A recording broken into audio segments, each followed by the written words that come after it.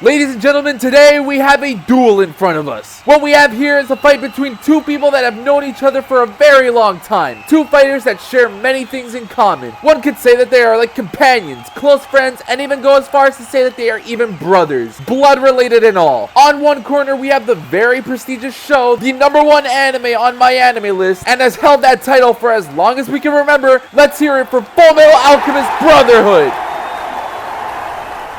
And in the other corner, we have the one that came first, the one that was overshadowed by its younger counterpart, but comes to this fight with a few aces up his sleeve. Give it up for Fullmetal Alchemist 2003! Let the fight begin!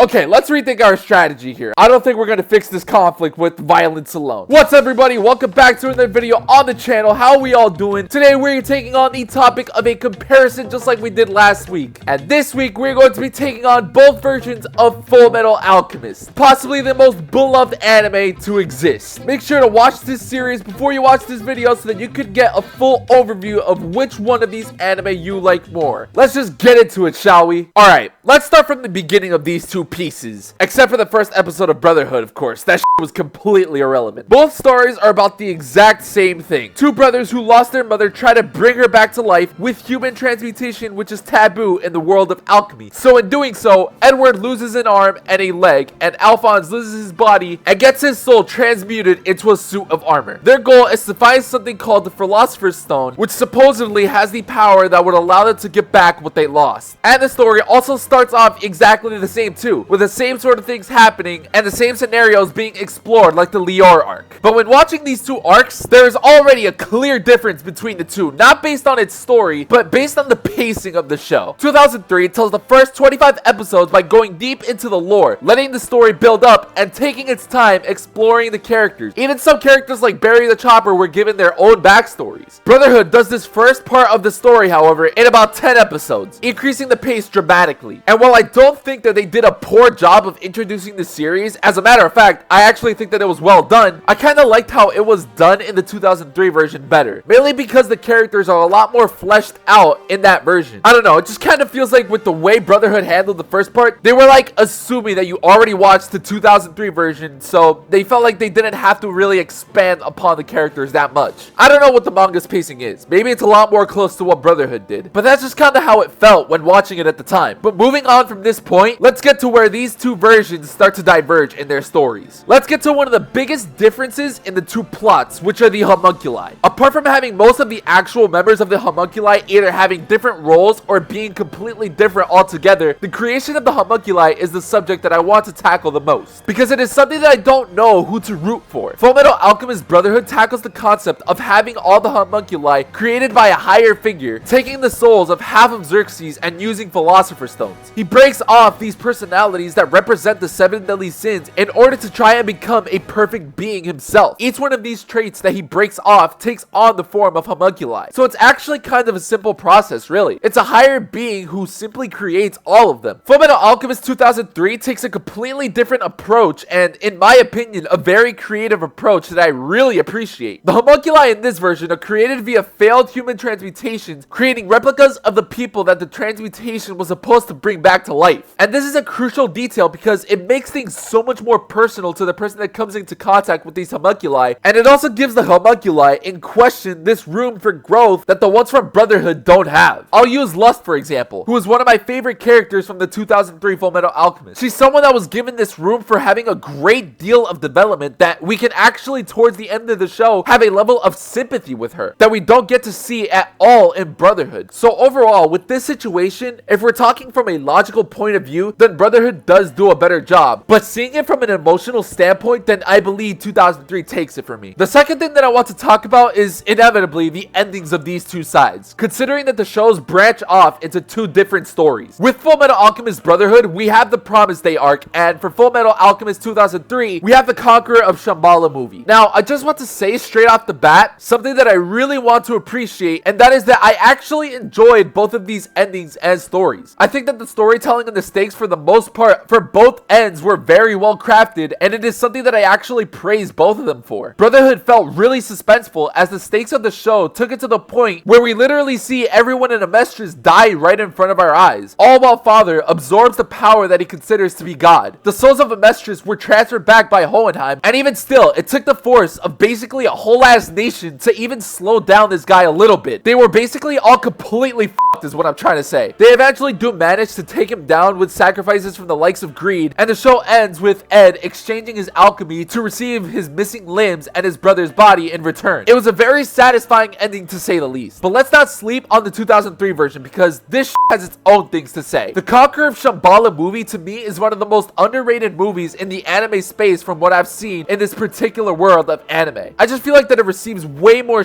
than it deserves. I personally found the Shambhala movie to be a really creative way to end the original story that involves two different dimensions, one being the alchemy world and the other being what I like to call the physics world, which is what we would be living in if this concept were to be applied in the real world. And basically, this movie showcases Ed's efforts to get back to the alchemy world from the physics world, but in doing so, he unintentionally assisted the Germans who were seeking power at the time in order to take part in a war that would have had them on top of the world by opening the gate from the world of physics to the world of alchemy. The movie ends with both Elric brothers defeating the invaders, but in doing so, make the sacrifice to cross over to the physics world and live out the rest of their lives together in this world. I feel like many people don't like this ending because it is a little bittersweet seeing that Ed and Al would never see the people they grew up with and knew their entire lives again. But honestly, that doesn't bother me at all. The objective of these two from the very start of the movie was to be reunited with each other. And it's like if these two had to sacrifice themselves for the greater good of both worlds. I don't mind this ending at all. As a matter of fact, I actually enjoyed it. However, I do acknowledge that the ending of this movie to me isn't comparable to Brotherhood's ending. So I'm going to have to give the cake to Brotherhood in the end. So with that being said, I would like to string up everything in this video in a nice little bow and give a final result to this debate. And I wholeheartedly believe that I'm going to give the victory of this battle to Fullmetal Alchemist Brotherhood. It is just a better anime, and I completely recognize that. But I also don't want people to sleep on the original 2003 version as much as they do because I truly believe that it is definitely worth the watch. So if you're someone that watched Brotherhood without watching the original 2003 version, what I recommend you do is to just simply pick up this version from episode 25. I don't think you'll be disappointed. Well, that's it for this video, but that's not it for this anime yet. I still haven't said everything I wanted to say about both of these shows because I want to make separate videos of each of them at some point in the future, going a bit more in depth as to what I liked and didn't like. So if you guys want to see these videos, make sure you guys give a nice thumbs up and penetrate that subscribe button as hard as you can. Leave a comment down below telling me what you think was the better anime and tell me what videos you think I should make in the future using the My Anime List link as a guide to know what I have watched. Thank you for sticking around the channel and peace out, you failures.